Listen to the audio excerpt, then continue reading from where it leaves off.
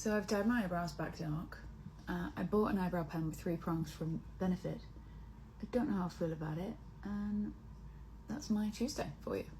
It's nice, the innovation of it is cool, but it's quite hard to maneuver. It's a very hard pen to create, like, what's the word, I guess if you are really light-handed and you're okay with it being a bit messy, I don't know, maybe I just haven't got to grips with it yet.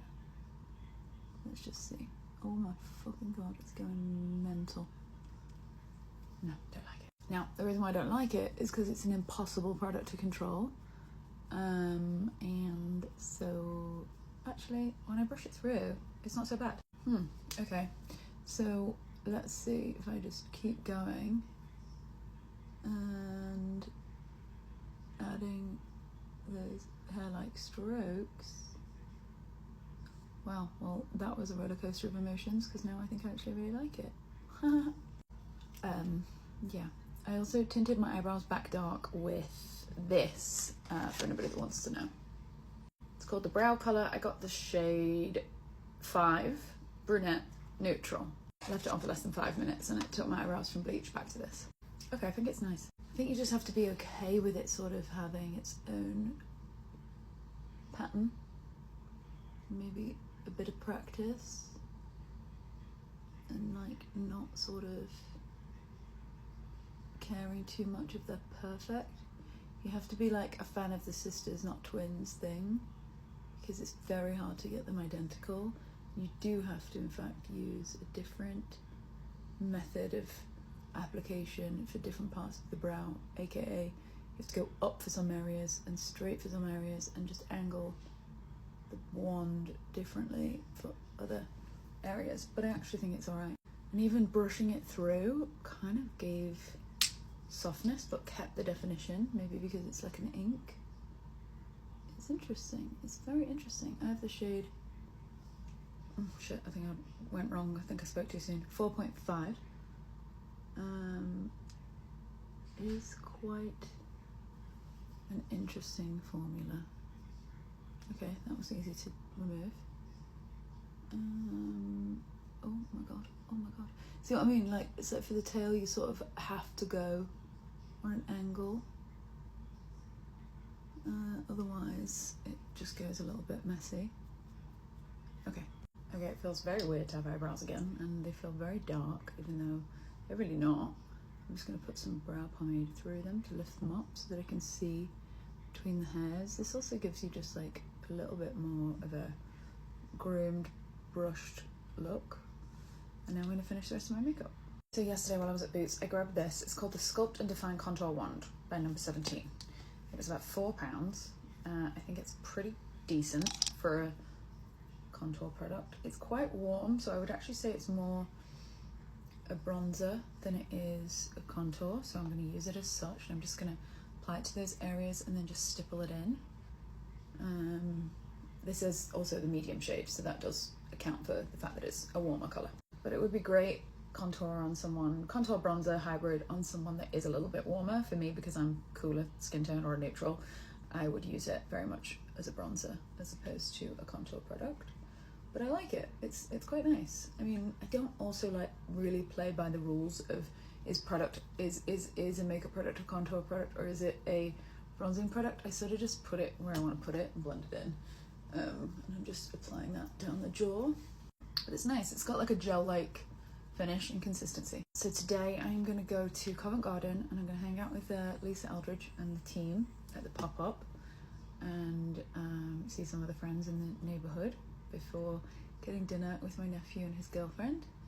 And then tomorrow, similar things, just hanging out with people that I haven't seen for a while. I'm gonna try something. I want to see if I leave that to set for a second. What does it look like? Okay. I also got another product from 17.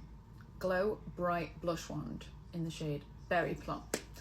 Now, this is very much, I tried this last night and I liked it on directly to the face, but I preferred it priming into my brush. Now, if you ever struggle with a product being patchy on the skin or being hard to blend or whatever, put it on the back of your hand first, and then you're going to want to push it into a brush. So I'm just going to bounce it into this KJH brand #1 brush sample and start to stipple it on. It's quite a red blush. Oh, I didn't blend it into the brush properly, hence why I just got a little imprint of colour, but I'll just transfer that to my lid and make it a thing. It's quite, don't know how I feel about this one. It's a little bit bruisey looking on me because it's got like that depth. See the way when I take the light off of it, it's almost like ruddy. That means that when I'm not in the light, I will potentially look quite ruddy. Ruddy might not be the right term or the right description, but now it's time for me to blend this in because I've let it sit for a sec. Yeah, I guess it does it does have a little bit more of a long-lasting effect. I don't really like this colour on me around the lip. It looks a little bit dirty, so I wouldn't typically contour with this around my lip with this particular shade, so I'm going to go in with Endless Cacao, counteract that with that cool tone. And you see that I've done no concealer yet because I want to go in with my concealer last and sort of balance all of these textures and shapes that I've done on my face. And Endless Cacao is very grey, for anybody wondering. It's kind of supposed to be. It gives you that sort of, you know, like I could use this on my nose, for example, as a nose contour.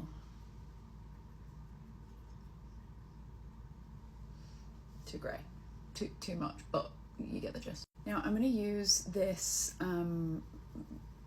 messiness on my cheek with a little bit of this sample pot of Hyper Shine Highlight from KJH brand and blend the two together because the creaminess of this will help move that rigidity of that first blush product that I applied.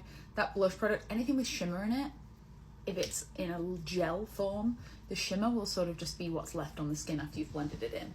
And so you might find that like, that's why it kind of started to get a little bit sticky on me, was because the shimmer and the pearl was sort of the only thing left after I'd blended away the cream that it's suspended in. Whereas the contour product is matte, so it has a different type of lasting effect. And because this has like a wet finish, my highlighter has like a wet balmy finish, this doesn't dry down, which is why I love it, because it stays like this and it gives you this lovely sort of radiant life juiciness throughout its wear. Now talking about priming the brush, I'm going to take a little bit of this concealer. This is the Makeup by Mario concealer in the shade 180. Priming the brush is something that I love to do. I like to do it with small brushes, big brushes. I'm going to use it with this type of brush, which is like a dense buffing brush. I'm just going to really buff the product into the bristles of the brush, and now you're just going to watch all of the redness and discoloration disappear. I've kind of got it on my lip a little bit there, but it really is the best technique if you don't like the way foundation looks on your face, and if things crease, or if you just, you know, like to be in control of your coverage, you're going to want to prime the brush. Trust me. Like, do you see how quick that was?